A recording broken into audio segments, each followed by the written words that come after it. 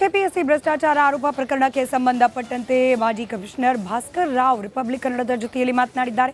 ಭ್ರಷ್ಟಾಚಾರ ಮಾಡುವವರನ್ನ ಆಯಕಟ್ಟಿನ ಜಾಗದಲ್ಲಿ ಕೂರಿಸಿದ್ರೆ ಹೀಗೆ ಆಗೋದು. ಕೆಪಿಎಸ್ಸಿ ಬೋರ್ಡ್ನಲ್ಲಿರುವ ಭ್ರಷ್ಟರನ್ನ ಆಚೆ ಹಾಕಬೇಕು ಅಂತ ಹೇಳಿ ಮಾಜಿ ಕಮಿಷನರ್ ಭಾಸ್ಕರ್ ರಾವ್ ಪ್ರತಿಕ್ರಿಯೆಯನ್ನ ನೀಡಿದ್ದಾರೆ. ಭ್ರಷ್ಟಾಚಾರ ಮಾಡುವವರನ್ನ ಅಧಿಕಾರದಲ್ಲಿ ಕೂರಿಸಿದ್ರೆ ಹೀಗೆ ಆಗುತ್ತೆ, ಪ್ರಾಮಾಣಿಕರನ್ನ ಕೆಪಿಎಸ್ಸಿಗೆ ತರಬೇಕು ಅಂತ ಹೇಳಿ ಭಾಸ್ಕರ್ ರಾವ್ ಪ್ರತಿಕ್ರಿಯೆ ನೀಡಿದ್ದಾರೆ.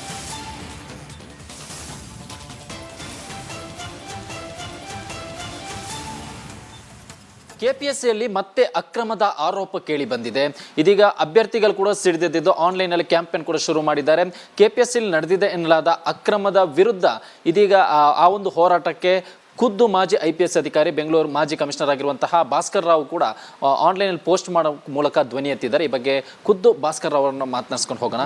ಸರ್, ಈಗ ಹೋರಾಟ ಶುರುವಾಗಿದೆ, ಅಭಿಯಾನ ಆರಂಭ ಆಗಿದೆ, ನೀವು ಕೂಡ ಪೋಸ್ಟ್ ಮಾಡಿದ್ದೀರಿ ಸರ್.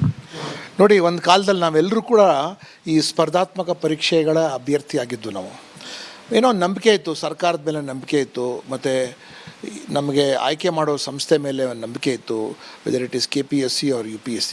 ನಾನು ನನ್ನ ವಿದ್ಯಾರ್ಥಿ ಕಾಲದಲ್ಲಿ 2-3 ಬಾರಿ KPSC ಪರೀಕ್ಷೆ ಬರೆದು ನನಗೆ ಕಂಪ್ಲೀಟಾಗಿ ವಿಫಲ ಆದೆ ನಾನು. ಆಮೇಲೆ UPSC ಕಡೆ ತಿರುಗಿದ ನಂತರ UPSC 2 ಪರೀಕ್ಷೆ ಬರೆದು 2 ಪರೀಕ್ಷೆಯಲ್ಲಿ ಕೂಡ ನಾನು ಪಾಸಾದೆ. ಬಟ್ ಇವತ್ತಿನ ದಿನ ನೀವು ನೋಡಿ, KPSCಯಲ್ಲಿ ಯಾರಿಗೆ ನಾಮಿನೇಟ್ ಮಾಡ್ತಾರೆ, ಯಾರು ಅತ್ಯಂತ ಭ್ರಷ್ಟರಿಗೆ, ಯಾರೋ ಈ ಪರೀಕ್ಷೆ ಪೇಪರ್ ಲೀಕ್ಔಟ್ ಮಾಡಿಸ್ತಾರೆ, ಯಾರೋ ಅಡ್ಜಸ್ಟ್ಮೆಂಟ್ ಮಾಡಿ ಇಂಟರ್ವ್ಯೂಗಳಿಗೆ ಮಾರ್ಕ್ಸ್ ಕೊಡ್ತಾರೆ, ಯಾರೋ ಜಾತಿ ರಾಜಕೀಯ ಮಾಡ್ತಾರೆ, ಯಾರೋ ಈ ಸರ್ಕಾರದ ಕೈಗೊಂಬೆಯಾಗಿ ನಿಂತು ಪರೀಕ್ಷೆಗಳು ಯಾವಾಗ ಕಂಡಕ್ಟ್ ಮಾಡಬೇಕು ಅಥವಾ ಇದರ ಬಗ್ಗೆ ಏನಂತ ಹೇಳಬೇಕು ಅಂತ. ಚೇರ್ಮನಿಂದ ಹಿಡಿದು ಮೆಂಬರ್ಸಲ್ಲಿ ಯಾವ ಕೌಡೆ ಕಾಸ್ಟಷ್ಟು ರೆಪ್ಯುಟೇಷನ್ ಇಲ್ಲ ಅವ್ರಿಗೆ. ಯಾರು ಆನೆಸ್ಟ್ ಪರ್ಸನ್ಗೆ ಅಲ್ಲಿ ಮೆಂಬರ್ ಮಾಡಿದ್ರೆ ಅವ್ರ ಬಗ್ಗೆ ಅನುಮಾನ ಬರುತ್ತೆ, ಏನೋ ದುಡ್ಡು ಕಳ್ಳ ಇರಬೇಕು, ಅದಕ್ಕೋಸ್ಕರ ಸರ್ಕಾರ ಇವ್ರಿಗೆ ರಿವಾರ್ಡ್ ಮಾಡೋಕ್ಕೆ ಸಲುವಾಗಿ KPSC member. Unfortunately that is become the reputation of KPSC. ಅದೇ ನೋಡಿ, ನಾವೆಲ್ಲ UPSC ಪರೀಕ್ಷೆ ಪಾಸ್, ನಾನು combined defence services examination pass ಮಾಡಿ ಆರ್ಮಿಲಿ ಕೆಲಸ ಮಾಡಿದ್ದೀನಿ. UPSC ಎಕ್ಸಾಮಿನೇಷನ್ ಪಾಸ್ ಮಾಡಿ ಇಂಡಿಯನ್ ಫಾರಿನ್ ಸರ್ವಿಸ್ ಸೆಲೆಕ್ಟ್ ಆಗಿದೆ. ತದನಂತರ UPSC ಎಕ್ಸಾಮಿನೇಷನ್ ಮೂಲಕ ನಾನು IPS ಅಲ್ಲಿ ಆಯ್ಕೆ ಆದವು ನಾವು. ಮತ್ತು ನಾವೆಲ್ಲ ಏನು ಅಪ್ಲಿಕೇಶನ್ ಫೀಸ್ ಹಾಕಿದ್ವಿ, ನಾವು ಸಿಲೆಬಸ್ ನೋಡಿದ್ವಿ, ಹಾಲ್ ಟಿಕೆಟ್ ಬಂತು, ಪ್ರಾಮಾಣಿಕವಾಗಿ ಪರೀಕ್ಷೆ ಬರೆದ್ವಿ ನಿಗದಿದ್ದ ದಿನಾಂಕ, ಮತ್ತು ರಿಸಲ್ಟ್ ಬಂತು. ರಿಸಲ್ಟ್ ಬಂದ ನಂತರ ಮೆರಿಟ್ ಲಿಸ್ಟ್ ಹಾಕಿದ್ರು, ಮತ್ತು ರಿಸರ್ವೇಷನ್ ಪ್ರಕಾರ ಮತ್ತು ಇತ್ಯಾದಿಗಳ ಪ್ರಕಾರ ಬಂತು, ಆಮೇಲೆ ಕ್ಯಾಟ್. ಬಟ್ ಈಗ ನೋಡಿ ನೀವು ಹೆಂಗಿದೆ ಅಂದರೆ ಟೋಟಲಿ ಕ್ವಶನಬಲ್. ದೊಡ್ಡ ಬಿಲ್ಡಿಂಗ್ಗಳು ಮಾತ್ರನೇ ಅವರು ಕಟ್ತಾ ಕೂತ್ಕೊಂಡಿದ್ದಾರೆ. ಅಲ್ಲಿಗೆ ಅವರು ದೊಡ್ಡ ಒಂದು ಬಿಲ್ಡಿಂಗ್ ಕಟ್ಸ್ಕೊಂಡಿದ್ದಾರೆ. ಕಂಟ್ರೋಲರ್ ಆಫ್ ಎಕ್ಸಾಮಿನೇಷನ್ ಅವ್ರೇನು ಚೇಂಜ್ ಆಗೋಲ್ಲ.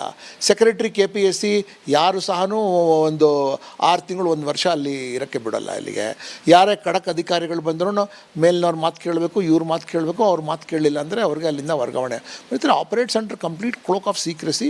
ಮತ್ತು ಯಾಕೆ ಪೇಪರ್ಲಿ ಯಾಕೆ ಡಿಲೇ ಮಾಡ್ತೀರಿ ನೀವು? ಯಾಕೆ ಕ್ಯಾಲೆಂಡರ್ ಆಫ್ ಇವೆಂಟ್ಸ್ ನೀವು ಪಬ್ಲಿಷ್ ಮಾಡೋದಿಲ್ಲ?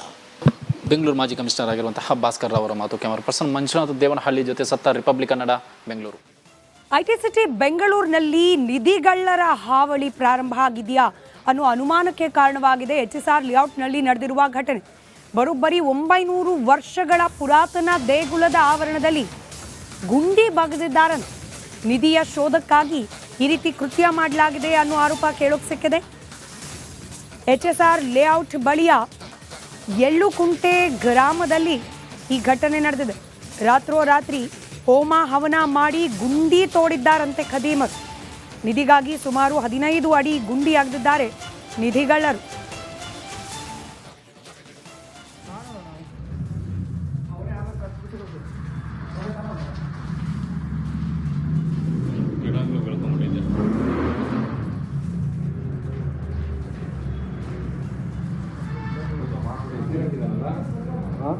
ಇದಾಗಿದೆ, ಸುಮಾರು ಒಂದು ವಾರ ಮೇಲೆ ಆಗಿದೆ. ಫುಲ್ಲೆಲ್ಲ ಬೂದಿ ಇಟ್ಕೊಂಡಿದೆ. ಕೆಪಿಎಸ್ಸಿ ಭ್ರಷ್ಟಾಚಾರ ಆರೋಪ ಪ್ರಕರಣಕ್ಕೆ ಸಂಬಂಧಪಟ್ಟಂತೆ ಮಾಜಿ ಕಮಿಷನರ್ ಭಾಸ್ಕರ್ ರಾವ್ ರಿಪಬ್ಲಿಕ್ ಕನ್ನಡದ ಜೊತೆಯಲ್ಲಿ ಮಾತನಾಡಿದ್ದಾರೆ. ಭ್ರಷ್ಟಾಚಾರ ಮಾಡುವವರನ್ನ ಆಯಕಟ್ಟಿನ ಜಾಗದಲ್ಲಿ ಕೂರಿಸಿದ್ರೆ ಹೀಗೆ ಆಗೋದು. ಕೆಪಿಎಸ್ಸಿ ಬೋರ್ಡ್ನಲ್ಲಿರುವ ಭ್ರಷ್ಟರನ್ನ ಆಚೆ ಹಾಕಬೇಕು ಅಂತ ಹೇಳಿ ಮಾಜಿ ಕಮಿಷನರ್ ಭಾಸ್ಕರ್ ರಾವ್ ಪ್ರತಿಕ್ರಿಯೆಯನ್ನ ನೀಡಿದ್ದಾರೆ. ಭ್ರಷ್ಟಾಚಾರ ಮಾಡುವವರನ್ನ ಅಧಿಕಾರದಲ್ಲಿ ಕೂರಿಸಿದ್ರೆ ಹೀಗೆ ಆಗುತ್ತೆ, ಪ್ರಾಮಾಣಿಕರನ್ನ ಕೆಪಿಎಸ್ಸಿಗೆ ತರಬೇಕು ಅಂತ ಹೇಳಿ ಭಾಸ್ಕರ್ ರಾವ್ ಪ್ರತಿಕ್ರಿಯೆ ನೀಡಿದ್ದಾರೆ.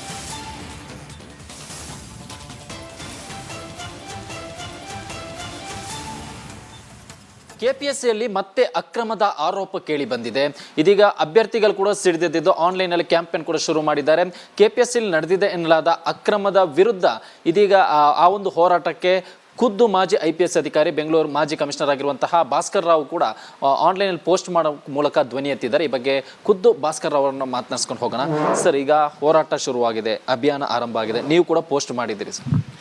ನೋಡಿ, ಒಂದು ಕಾಲದಲ್ಲಿ ನಾವೆಲ್ಲರೂ ಕೂಡ ಈ ಸ್ಪರ್ಧಾತ್ಮಕ ಪರೀಕ್ಷೆಗಳ ಅಭ್ಯರ್ಥಿ ಆಗಿದ್ದು. ನಾವು ಏನೋ ನಂಬಿಕೆ ಇತ್ತು, ಸರ್ಕಾರದ ಮೇಲೆ ನಂಬಿಕೆ ಇತ್ತು, ಮತ್ತು ನಮಗೆ ಆಯ್ಕೆ ಮಾಡೋ ಸಂಸ್ಥೆ ಮೇಲೆ ಒಂದು ನಂಬಿಕೆ ಇತ್ತು, whether it is KPSC or UPSC. ನಾನು ನನ್ನ ವಿದ್ಯಾರ್ಥಿ ಕಾಲದಲ್ಲಿ 2-3 ಬಾರಿ KPSC ಪರೀಕ್ಷೆ ಬರೆದು ನನಗೆ ಕಂಪ್ಲೀಟಾಗಿ ವಿಫಲ ಆದೆ ನಾನು. ಆಮೇಲೆ UPSC ಕಡೆ ತಿರುಗಿದ ನಂತರ UPSC 2 ಪರೀಕ್ಷೆ ಬರೆದು 2 ಪರೀಕ್ಷೆಯಲ್ಲಿ ಕೂಡ ನಾನು ಪಾಸಾದೆ. ಬಟ್ ಇವತ್ತಿನ ದಿನ ನೀವು ನೋಡಿ, KPSCಯಲ್ಲಿ ಯಾರಿಗೆ ನಾಮಿನೇಟ್ ಮಾಡ್ತಾರೆ, ಯಾರು ಅತ್ಯಂತ ಭ್ರಷ್ಟರಿಗೆ, ಯಾರೋ ಈ ಪರೀಕ್ಷೆ ಪೇಪರ್ ಲೀಕ್ಔಟ್ ಮಾಡಿಸ್ತಾರೆ, ಯಾರೋ ಅಡ್ಜಸ್ಟ್ಮೆಂಟ್ ಮಾಡಿ ಇಂಟರ್ವ್ಯೂಗಳಿಗೆ ಮಾರ್ಕ್ಸ್ ಕೊಡ್ತಾರೆ, ಯಾರೋ ಜಾತಿ ರಾಜಕೀಯ ಮಾಡ್ತಾರೆ, ಯಾರೋ ಈ ಸರ್ಕಾರದ ಕೈಗೊಂಬೆಯಾಗಿ ನಿಂತು ಪರೀಕ್ಷೆಗಳು ಯಾವಾಗ ಕಂಡಕ್ಟ್ ಮಾಡಬೇಕು ಅಥವಾ ಇದರ ಬಗ್ಗೆ ಏನಂತ ಹೇಳಬೇಕು ಅಂತ. ಚೇರ್ಮನಿಂದ ಹಿಡಿದು ಮೆಂಬರ್ಸಲ್ಲಿ ಯಾವ ಕೌಡೆ ಕಾಸ್ಟಷ್ಟು ರೆಪ್ಯುಟೇಷನ್ ಇಲ್ಲ ಅವ್ರಿಗೆ. ಯಾರು ಆನೆಸ್ಟ್ ಪರ್ಸನ್ಗೆ ಅಲ್ಲಿ ಮೆಂಬರ್ ಮಾಡಿದ್ರೆ ಅವ್ರ ಬಗ್ಗೆ ಅನುಮಾನ ಬರುತ್ತೆ, ಏನೋ ಇವ್ನು ದುಡ್ಡು ಕಳ್ಳ ಇರಬೇಕು, ಅದಕ್ಕೋಸ್ಕರ ಸರ್ಕಾರ ಇವ್ರಿಗೆ ರಿವಾರ್ಡ್ ಮಾಡೋಕ್ಕೆ ಸಲುವಾಗಿ KPSC member. Unfortunately that is become the reputation of KPSC. ಅದೇ ನೋಡಿ, ನಾವೆಲ್ಲ UPSC ಪರೀಕ್ಷೆ ಪಾಸ್, ನಾನು combined defence services examination pass ಮಾಡಿ ಆರ್ಮಿಲಿ ಕೆಲಸ ಮಾಡಿದ್ದೀನಿ. UPSC ಎಕ್ಸಾಮಿನೇಷನ್ ಪಾಸ್ ಮಾಡಿ ಇಂಡಿಯನ್ ಫಾರಿನ್ ಸರ್ವಿಸ್ ಸೆಲೆಕ್ಟ್ ಆಗಿದೆ. ತದನಂತರ UPSC ಎಕ್ಸಾಮಿನೇಷನ್ ಮೂಲಕ ನಾನು IPS ಅಲ್ಲಿ ಆಯ್ಕೆ ಆದವು ನಾವು. ಮತ್ತು ನಾವೆಲ್ಲ ಏನು ಅಪ್ಲಿಕೇಶನ್ ಫೀಸ್ ಹಾಕಿದ್ವಿ, ನಾವು ಸಿಲೆಬಸ್ ನೋಡಿದ್ವಿ, ಹಾಲ್ ಟಿಕೆಟ್ ಬಂತು, ಪ್ರಾಮಾಣಿಕವಾಗಿ ಪರೀಕ್ಷೆ ಬರೆದ್ವಿ ನಿಗದಿದ್ದ ದಿನಾಂಕ, ಮತ್ತು ರಿಸಲ್ಟ್ ಬಂತು.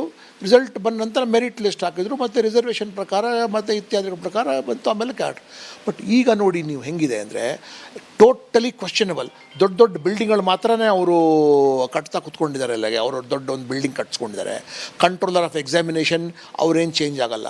ಸೆಕ್ರೆಟ್ರಿ KPSC ಯಾರು ಸಹ ಒಂದು 6 ತಿಂಗಳು 1 ವರ್ಷ ಅಲ್ಲಿ ಇರೋಕ್ಕೆ ಬಿಡೋಲ್ಲ. ಅಲ್ಲಿಗೆ ಯಾರೇ ಖಡಕ್ ಅಧಿಕಾರಿಗಳು ಬಂದರೂ ಮೇಲಿನವ್ರ ಮಾತು ಕೇಳಬೇಕು, ಇವ್ರ ಮಾತು ಕೇಳಬೇಕು. ಅವ್ರ ಮಾತು ಕೇಳಲಿಲ್ಲ ಅಂದರೆ ಅವ್ರಿಗೆ ಅಲ್ಲಿಂದ ವರ್ಗಾವಣೆ. ಮತ್ತು operates under complete cloak of secrecy. ಮತ್ತು ಯಾಕೆ ಪೇಪರ್ಲಿ ಯಾಕೆ ಡಿಲೇ ಮಾಡ್ತೀರಿ ನೀವು? ಯಾಕೆ ಕ್ಯಾಲೆಂಡರ್ ಆಫ್ ಇವೆಂಟ್ಸ್ ನೀವು ಪಬ್ಲಿಷ್ ಮಾಡೋದಿಲ್ಲ? ಬೆಂಗಳೂರು ಮಾಜಿ ಕಮಿಷನರ್ ಆಗಿರುವಂತಹ ಭಾಸ್ಕರ್ ರಾವ್ ಅವರ ಮಾತು. ಕ್ಯಾಮರಾ ಪರ್ಸನ್ ಮಂಜುನಾಥ್ ದೇವನಹಳ್ಳಿ ಜೊತೆ ಸತ್ತ, republic Kannada, Bengaluru. IT city ಬೆಂಗಳೂರಿನಲ್ಲಿ ನಿಧಿಗಳ್ಳರ ಹಾವಳಿ ಪ್ರಾರಂಭ ಆಗಿದೆಯಾ ಅನ್ನೋ ಅನುಮಾನಕ್ಕೆ ಕಾರಣವಾಗಿದೆ HSR ಲೇಔಟ್ನಲ್ಲಿ ನಡೆದಿರುವ ಘಟನೆ. ಬರೋಬ್ಬರಿ 900 ವರ್ಷಗಳ